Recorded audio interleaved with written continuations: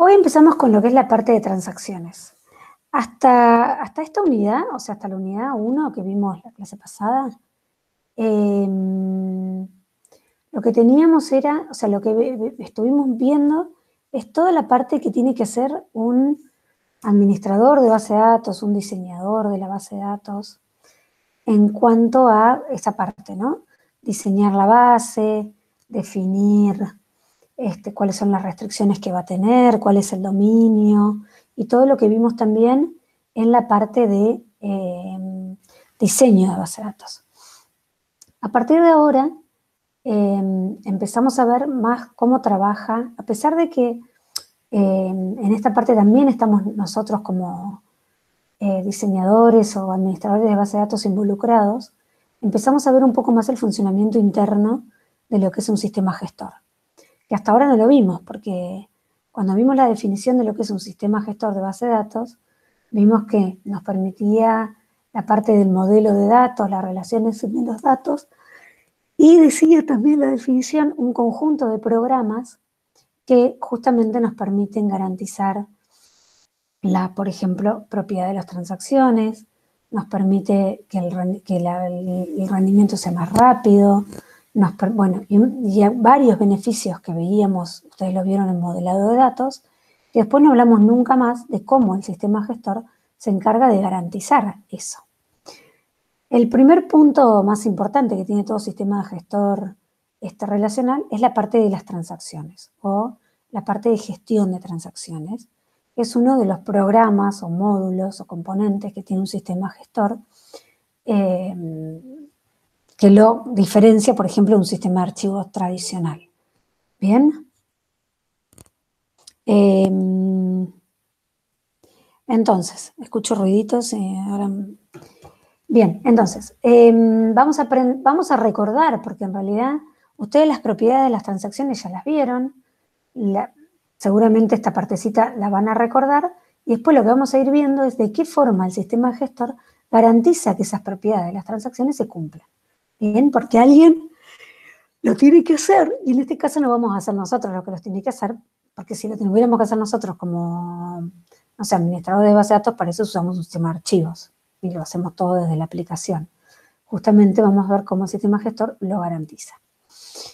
Bueno, ¿qué era una transacción? ¿Se acuerdan que una transacción era como un conjunto de operaciones que van todas juntas por una lógica, una semántica del dominio de que estas operaciones deberían estar todas juntas? Las transacciones las hacen ustedes, o sea, nosotros como administradores o diseñadores de la base de datos somos los encargados de escribir la transacción. Una transacción es como un programa en un lenguaje de programación, que los sistemas gestores de base de datos tienen los propios, como un programa en donde hay operaciones. Esas operaciones generalmente se traducen en operaciones de lectura y escritura.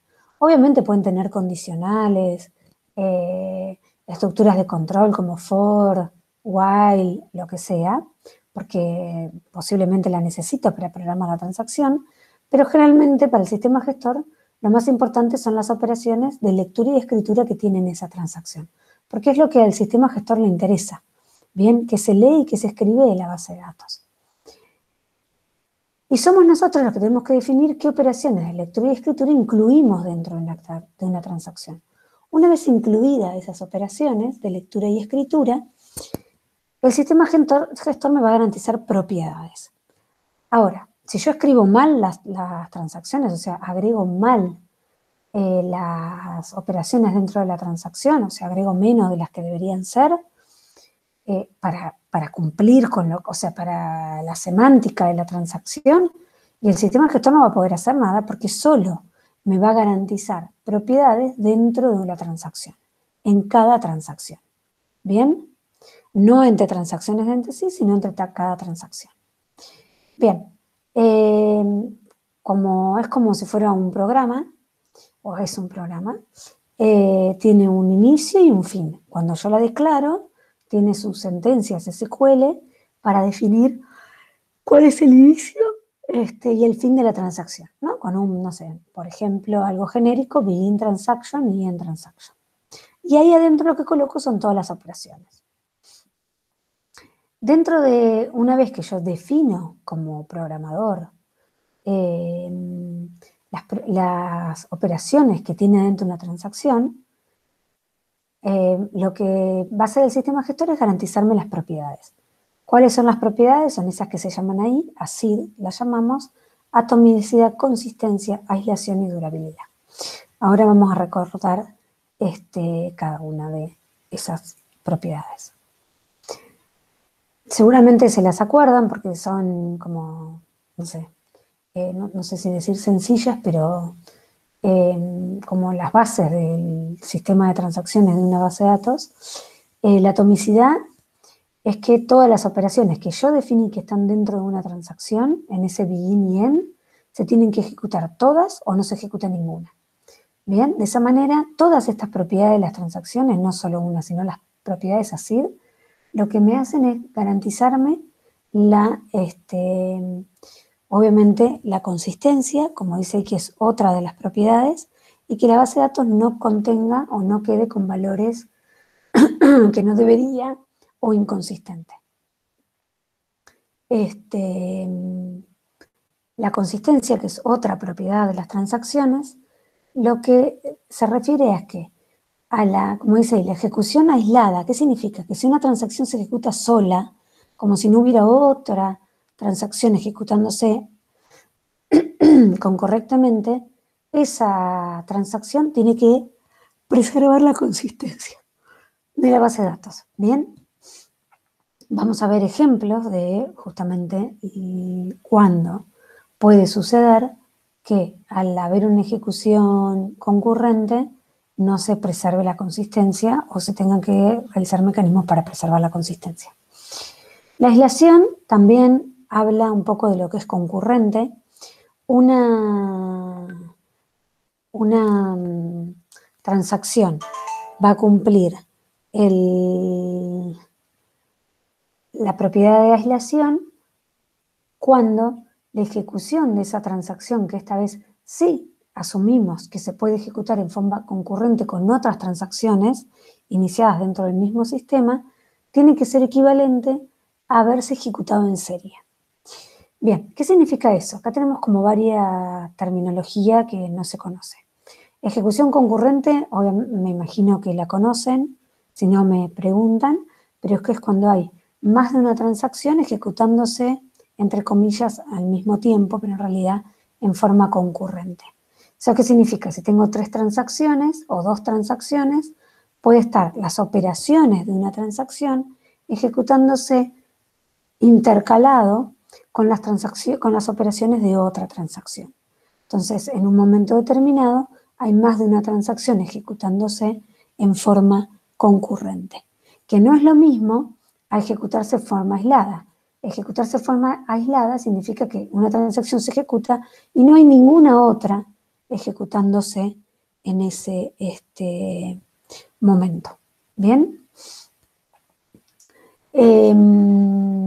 Entonces, la transacción de la ejecución concurrente de transacciones, cada transacción en su ejecución debe ser equivalente a haberse ejecutado sola. Eso significa en una ejecución en serie. O si tengo esas 2 transacciones, T1 y T2, ejecutándose en forma concurrente, o sea, hay operaciones de T1 y hay operaciones de T2 ejecutándose, la ejecución de esas 2 concurrentes tiene que ser equivalente a haberse ejecutado solo todo T1 y solo todo T2. Vamos a ver ejemplos de eso también.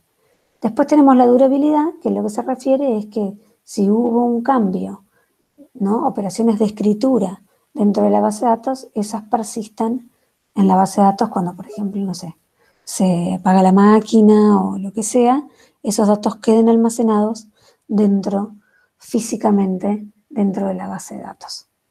Bien, esto un poco yo lo expliqué dentro de lo que es una transacción.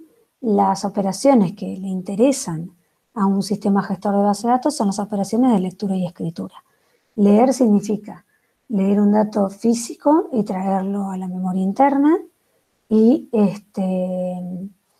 la escritura significa transferir desde esa memoria interna un dato que leí o modifiqué físicamente hacia la base de datos. Bien, cuando hablamos de durabilidad, hablamos de que esos datos tengan que estar escritos cuando yo, realmente físicamente cuando yo hago una operación de escritura. Bien, bueno, la propiedad de consistencia, como un ejemplo. Acá tenemos una transacción. Recuerden que esta transacción que está acá es una transacción que hicieron ustedes, no es que vino hecha ni nada, sino es una transacción que transfiere 50 pesos desde la cuenta A a la cuenta B. Acá, fíjense que está todo dentro de una transacción. Para que el principio de atomicidad se viole, digamos, no se cumple la atomicidad de una transacción, generalmente lo que tiene que suceder es que yo haya diseñado mal esta transacción. En vez de colocar en una misma transacción esto, fíjense, ¿qué hace esta transacción? Leo a le resto 50, escribo A, que es ahora A sin ese 50, leo B, a B le sumo los 50 y escribo B. Entonces, ¿qué me queda? Los 50 pesos que tenía en A se los pasé a la cuenta B. Bien, si yo hubiera hecho mal esta transacción, podría haber creado en dos transacciones distintas. La primera parte, leo A le sumo 50, escribo A, y en otra transacción, leo B, a B le sumo 50 y escribo B. ¿Por qué eso estaría mal? Porque estaría separando en dos transacciones operaciones que deberían ir dentro de la misma. ¿Por qué? Porque si van dentro de la misma, el sistema gestor me va a garantizar, por ejemplo, el principio de atomicidad. ¿Y eso qué significa? Que si a le resto 50, a B le voy a tener que sumar 50 para que la transacción termine. De la otra forma, podría tener una transacción que a les reste 50 y, por ejemplo, en la transacción de que a B le sume 50, esa otra nunca se haga. Y el sistema gestor no es responsable de que eso suceda. ¿Se entiende? ¿Dudas? No. Me interrumpen, recuerden. Bueno, el requerimiento de consistencia lo que dice es que, como es difícil plantear un requerimiento de consistencia para una transacción, en este caso lo que define es que se va a cumplir la consistencia si el dinero entre las cuentas que tenían A y B al compensar se preservan cuando la transacción termina. Y eso va a suceder en este caso porque si transfiero dinero de la cuenta A a la cuenta B, la suma de ambas cuentas se siguen preservando. Bien, lo importante acá es que no importa con qué valores termina A o con qué valores termina B, sino que lo importante es que esa transacción termine en forma consistente y que no se pierda ni se genere ningún dato erróneo. Bien, como dice ahí abajo, asegurar la consistencia para una transacción individual y en condiciones óptimas es plena responsabilidad del programador. Bien, y eso es real. Lo importante acá es esta parte de en condiciones óptimas, donde dice que obviamente el sistema gestor va a tener mecanismos para garantizar consistencia, pero la forma en la que nosotros realizamos las transacciones, definiendo qué operaciones van dentro de esa transacción, pueden generar que la base de datos quede en un estado inconsistente si eso no se hace bien. Entonces ahí la responsabilidad es nuestra como programadores de aplicaciones. ¿Bien?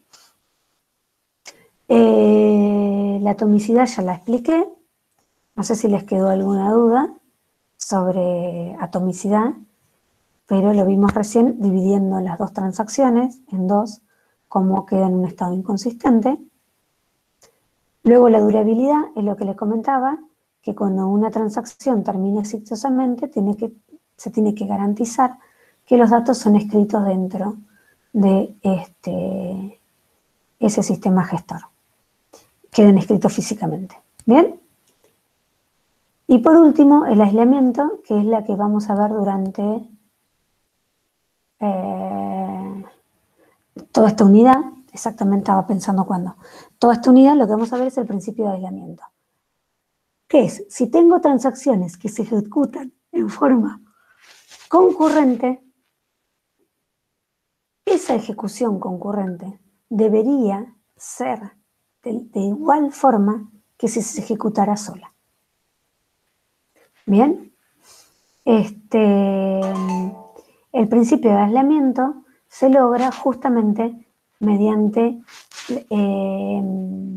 la forma que tiene el sistema gestor de garantizar que la ejecución esa concurrente en realidad es equivalente a una ejecución en serie. O sea, es equivalente a como si las transacciones se hubieran ejecutado solas y no con otras transacciones que se estén ejecutando al mismo tiempo o en forma concurrente. Como dice ahí, la responsabilidad de asegurar el aislamiento es de otro módulo o componente del sistema gestor que se llama el gestor de control de concurrencia. Y eso lo vemos bien específicamente en la unidad 3. Bien, que sería la semana que viene, no, la otra. Comenzamos con esto. Bien. ¿Cuáles son antes de comenzar a ver, cuáles son los estados de una transacción? Esto también ustedes lo vieron en modelado, posiblemente no se lo acuerdan, pero teníamos como estados activa, que es el momento en que la transacción se está ejecutando, parcialmente confirmada, que es el momento en que la transacción realizó su última operación, fallida, que es cuando la transacción ya no puede continuar por algún error, que vamos a ver cuáles pueden ser, abortada, después la transacción retrocedió y volvió a los valores anteriores, o sea, dejó la base de datos en los valores anteriores a que esa transacción haya comenzado. O sea, si esa transacción modificó datos o lo que sea, esos datos tienen que volver a los valores anteriores para quedar la base de datos como que esa transacción nunca se ejecutó y confirmada una vez que se ejecutó exitosamente. Entonces, ¿qué tenemos acá? Tenemos inicia la transacción, mientras está activa hay operaciones de lectura y escritura constante de la transacción. Esas operaciones de lectura y escritura son las que yo les comentaba que al sistema gestor le interesan. Una vez que se ejecuta la última operación de la transacción pasa a un estado parcialmente confirmada y tanto cuando está activa o cuando está confirmada puede pasar que la transacción se cancele por algún error externo o interno de la transacción. Cuando pasa a un error, pasa fallida y de ahí pasa a un estado abortada, que debería posiblemente, en el caso que es posible, volver a iniciarse. Y si no, si va todo bien, se confirma y pasa a un estado confirmada y eso significa que la transacción ya se ejecutó y ya terminó, ya pasó. ¿Bien? Bueno, dentro de lo que serían los estados de una transacción, podemos decir que cuando la transacción está en estado abortada, o sea, se llega a este punto, de acá, puede suceder que tengamos que, eso que yo les decía, reiniciar la transacción. En el caso de que se pueda, porque hubo un error externo, o sea, la transacción no estaba mal hecha, sino que no estaba mal hecha, por ejemplo, por nosotros, sino que, no sé, pasó algo, se tuvo que abortar la transacción por algún error en el gestor de concurrencia o lo que sea, la transacción se reinicia y entra al sistema como si fuera una transacción nueva. Vuelve acá. En el caso de que eso no es posible, porque la transacción está mal diseñada y no se puede nunca ejecutar, por más de que la reinicie 80 veces, va a abortar todas las veces, la transacción se cancela. Bien, y bueno, ahí nosotros como programadores de esa transacción deberíamos mirarla y hacerla bien de vuelta para que se pueda ejecutar. Bien.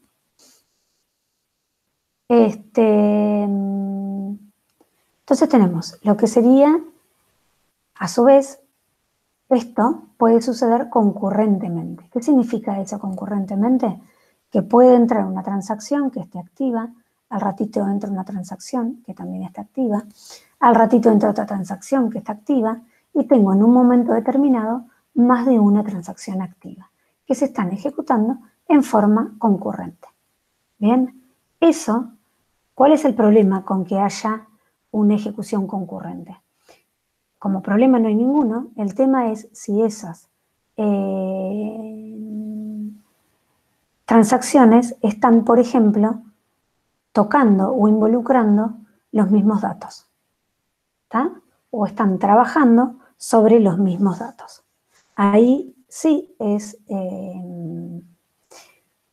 peligroso porque puede haber dos transacciones que quieran leer o escribir el mismo elemento de dato mientras estén activas y ahí es donde pueden ocurrir problemas. ¿Está? Para evitar estos problemas, lo que existen son los esquemas de control de concurrencia. Bien, que los vamos a ver. Que justamente lo que hacen esos esquemas de control de concurrencia es controlar la forma en que las operaciones de diferentes transacciones se intercalan, podríamos decir así, para que no lleguen a generar un estado inconsistente en la base de datos. Esos mecanismos de control de concurrencia los vamos a ver bastante en esta unidad y en la siguiente unidad en realidad. Vamos a ver como para analizar lo que sería una ejecución concurrente, como para tener una idea, ¿está? Párenme, parezco un loro, todo sigo hablando, parezco que estoy hablando sola. ¿Alguna duda hasta acá? Todo bien, profe, por acá. ¿Todo bien? Bueno.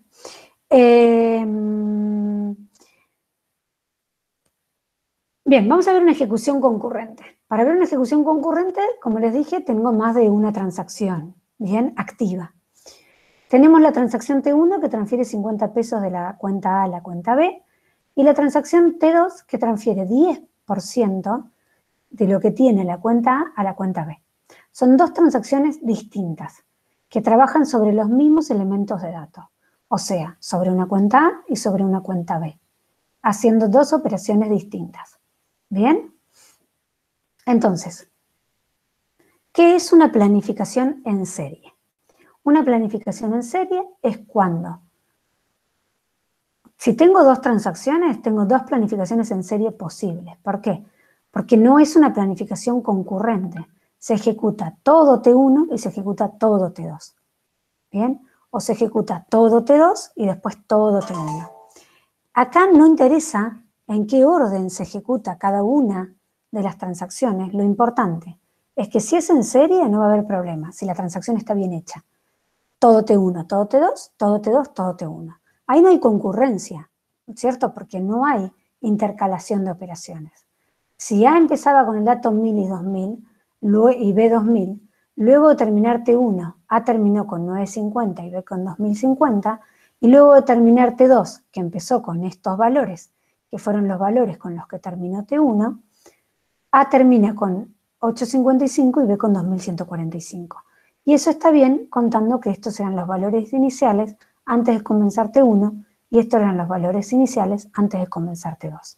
La otra forma que puede suceder una planificación en serie cuando tengo dos transacciones es al revés, que se ejecute todo T1 y después todo T2.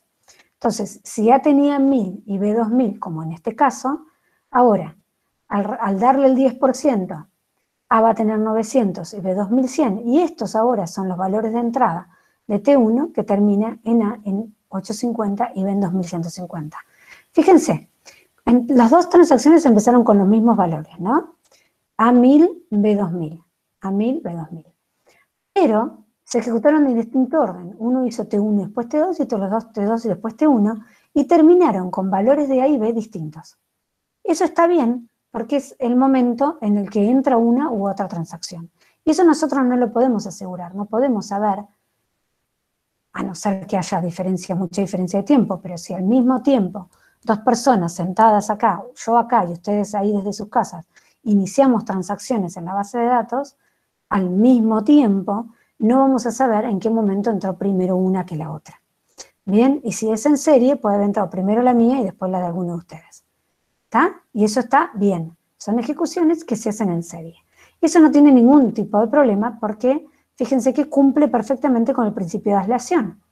Las transacciones se ejecutaron como si estuvieran solas.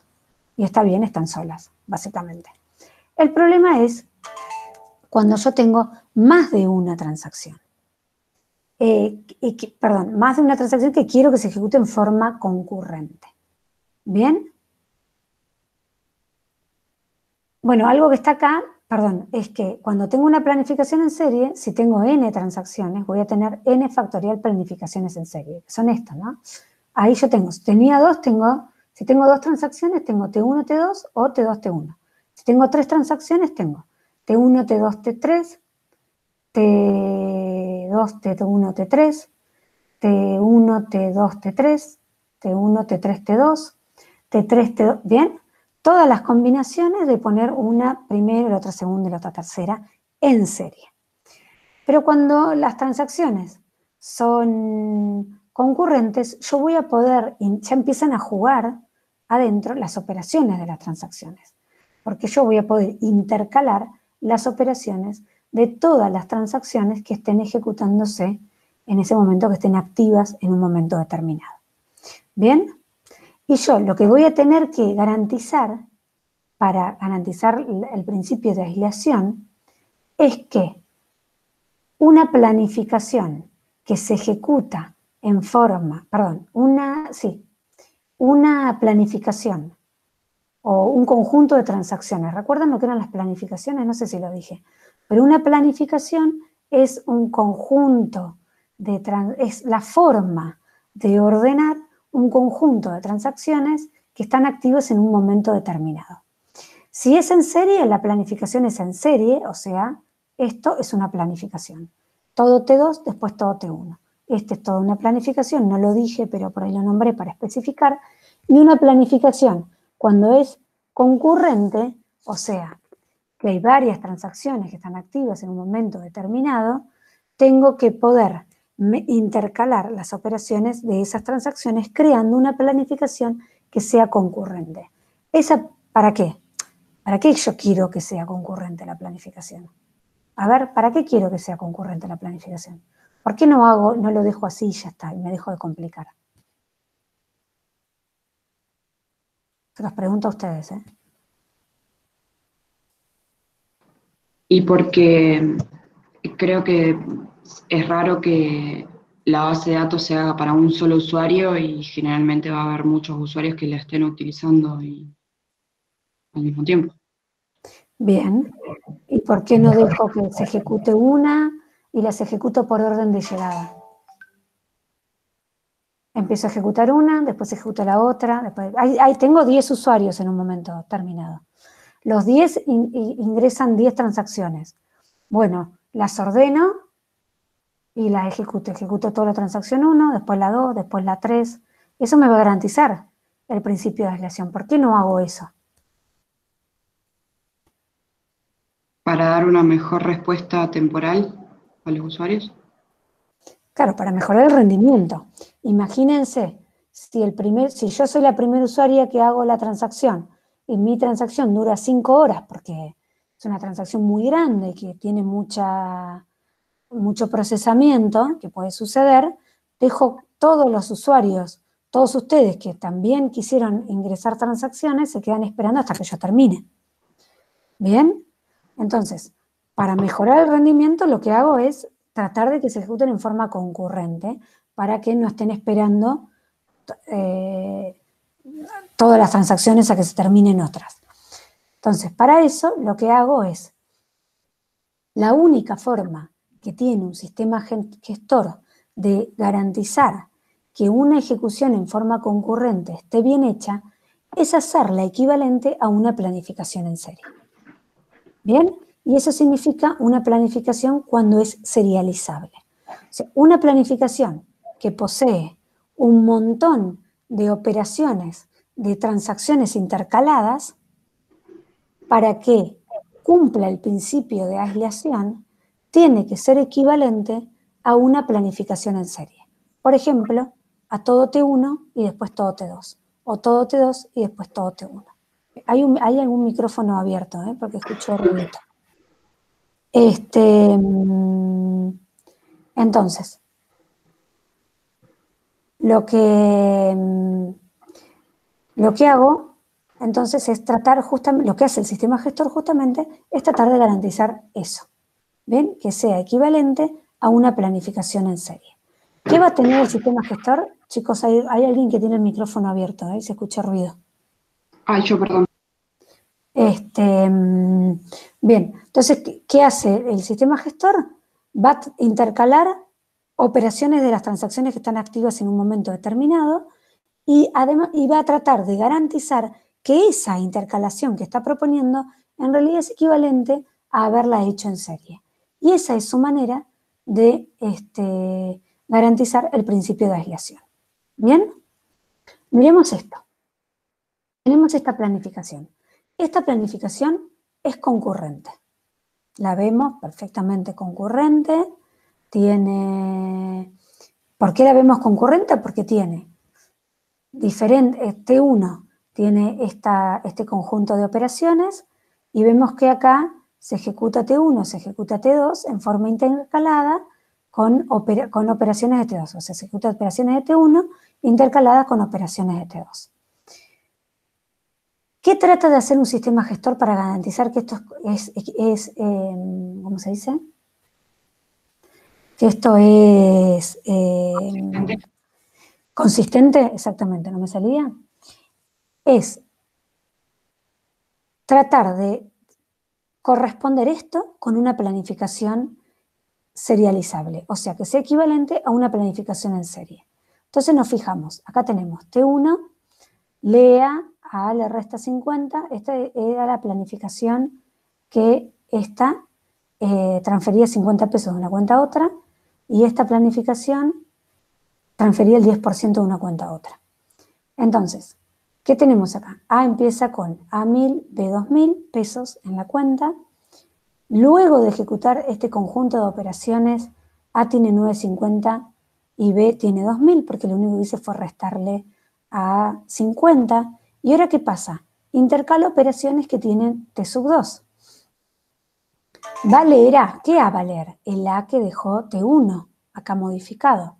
Cuando lea, A vale 950, estos eran los valores iniciales, B vale 2000, A le calcula, le saca el 10%, entonces ahora A vale 850 y B sigue valiendo 2000.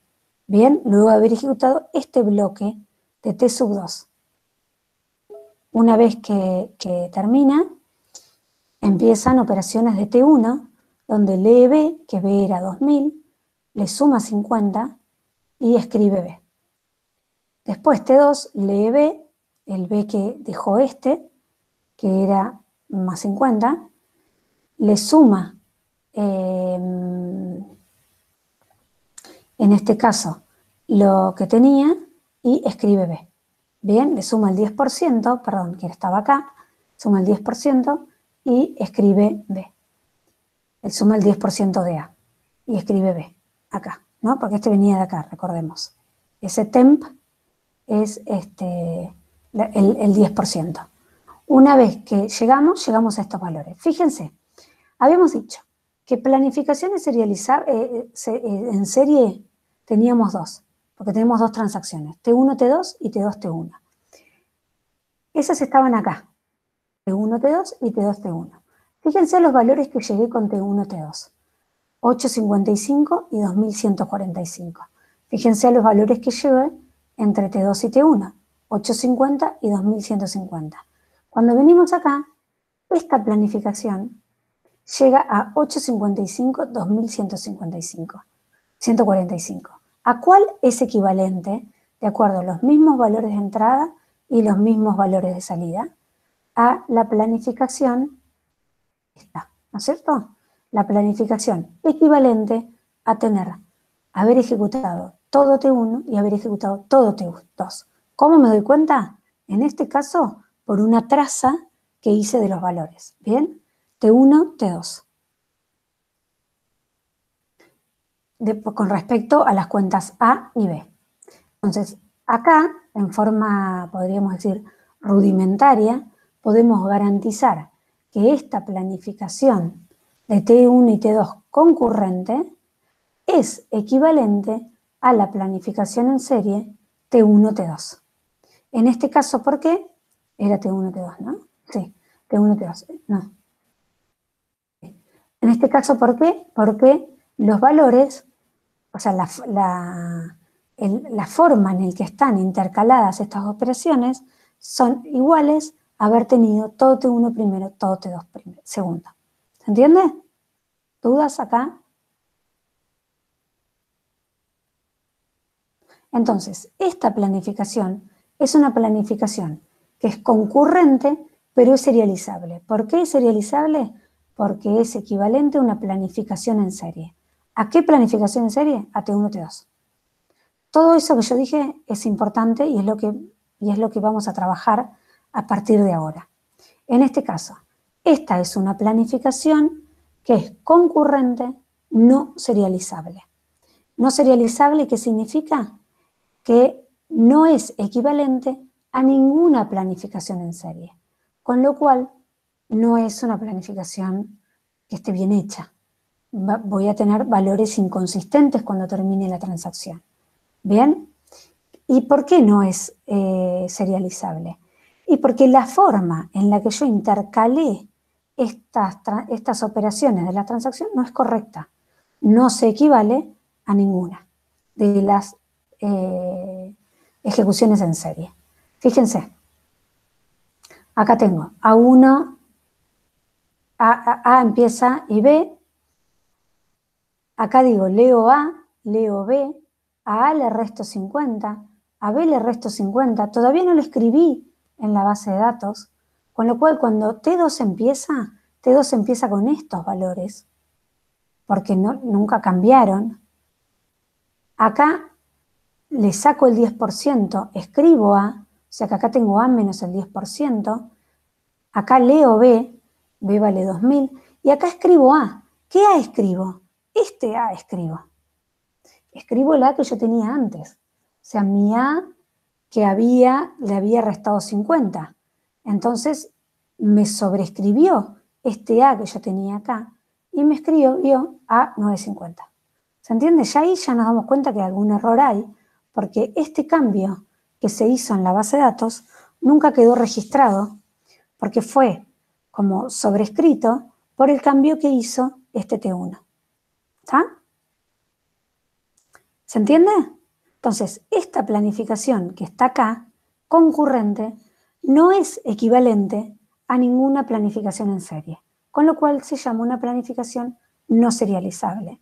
Y no son las planificaciones que va a tener un sistema gestor. O sea, el sistema gestor de base de datos no va a generar este tipo de planificaciones. O sea, las va a evitar. ¿Bien? Profe, Sí. yo tengo una pregunta. ¿Quién tiene que determinar, o sea, uno como programador, antes de escribir las transacciones, tiene que determinar si es serializable o no, o lo hace el sistema No, no, gestor? no, no.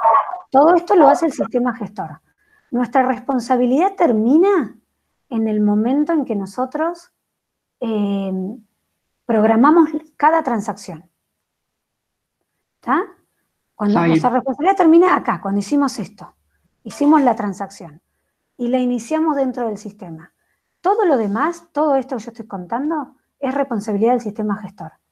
Es el sistema gestor el que va a armar planificaciones que sean concurrentes y que sean serializables. ¿Está? Que sean equivalentes a planificaciones en serie. O sea, nosotros las programamos y se las damos al sistema y el sistema se maneja las que hace concurrentemente y las que no. Sí, generalmente va a ser todo lo posible concurrente y a su vez las que hace concurrente las va a hacer serializables. ¿Sí? Las va a hacer concurrente serializables. O sea, va a garantizar que la forma en la que intercaló todas las transacciones que tiene activas en un momento determinado sean equivalentes a planificaciones en serie. Y eso lo vamos a ver en la unidad 3, vamos a ver de qué forma hace eso. De qué forma crea planificaciones que sean serializables. ¿Está? Tiene una forma de hacerlo, para que no dejar la base de datos en un estado inconsistente.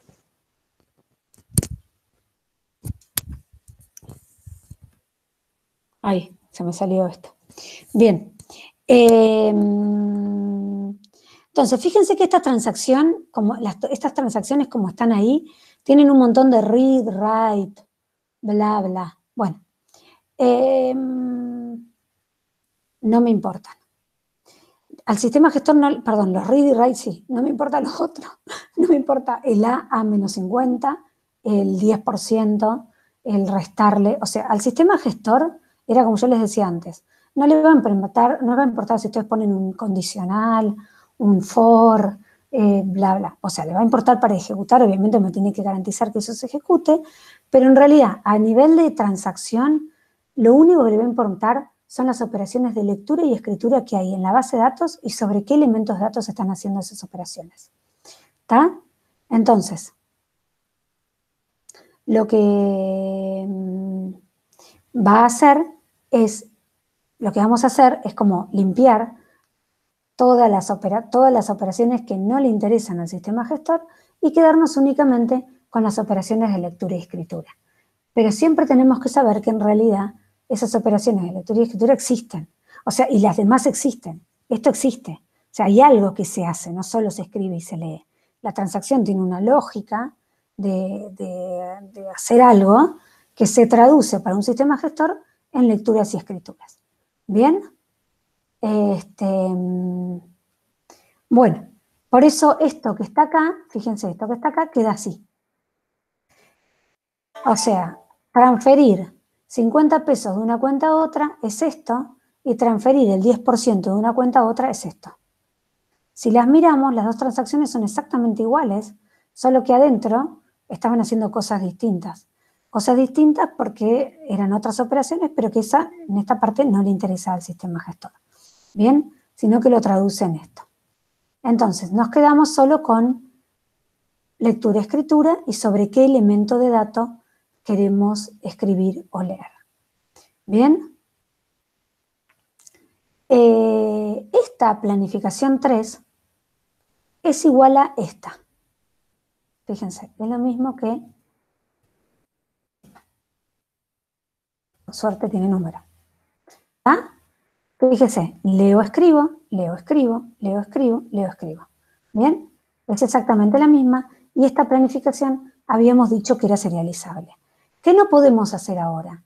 No podemos hacer la traza que hacíamos con los valores. Vieron que antes hacíamos como la traza de los diferentes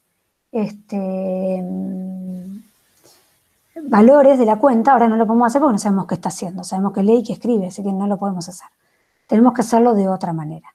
De esa otra manera es como vamos a aprender ahora.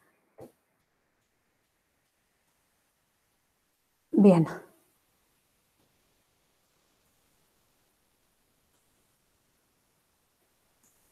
¿Alguna duda?